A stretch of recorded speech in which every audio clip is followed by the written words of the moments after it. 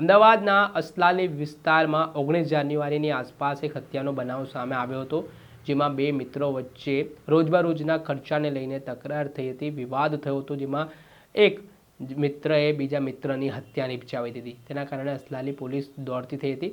આ સમગ્ર ઘટનાની વાત કરીએ તો આ બંને શખ્સો છે તે એક જ રૂમમાં રહેતા હતા, જેમાં સુનિલ તિવારી નામના જે શખ્સ છે તેમાં રોજબરોજ ખર્ચા બાબતે આ જે આરોપી છે યોગેશ દ્વિવેદી તેની સાથે બોલાચાલી થતી હતી, વિવાદ થતો હતો.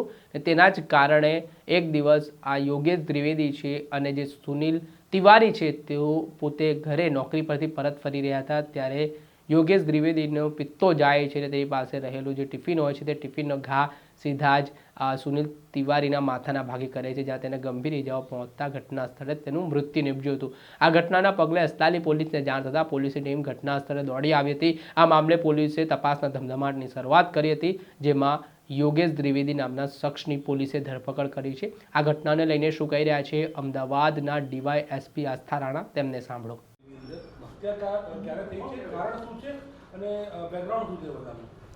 અસલાલી પોલીસ સ્ટેશન વિસ્તારમાં તારીખ 19/1/2026ના આશરે રાતના 9:30 વાગે કોનપ્લસ કોન્ક્રીટ પ્લાન્ટ છે જે કમોડ પીરાના રસ્તા ઉપર આવે છે, ત્યાં એક હત્યાનો બનાવ બનેલો છે.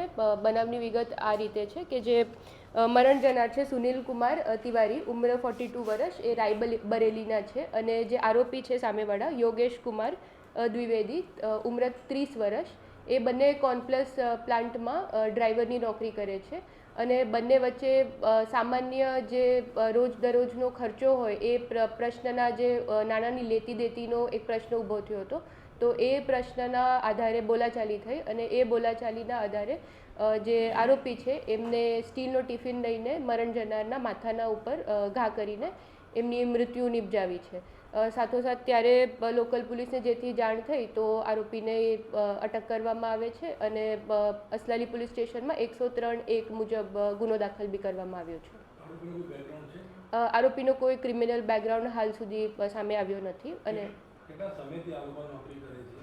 આ લોકો અગાઉ મૂળ યુપીના છે અને અહીંયા 2 થી 3 વર્ષ પહેલાં આવેલા છે.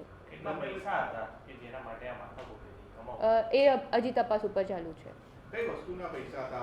જે રોજમરોજ એ લોકોને જે લંચ ને ડિનર બધું જોડે કરે છે, તો એ જે રોજમરોજના ખર્ચાનો પ્રશ્ન હતો એ પ્રશ્નના લેતી દેતીનો પ્રશ્ન છે.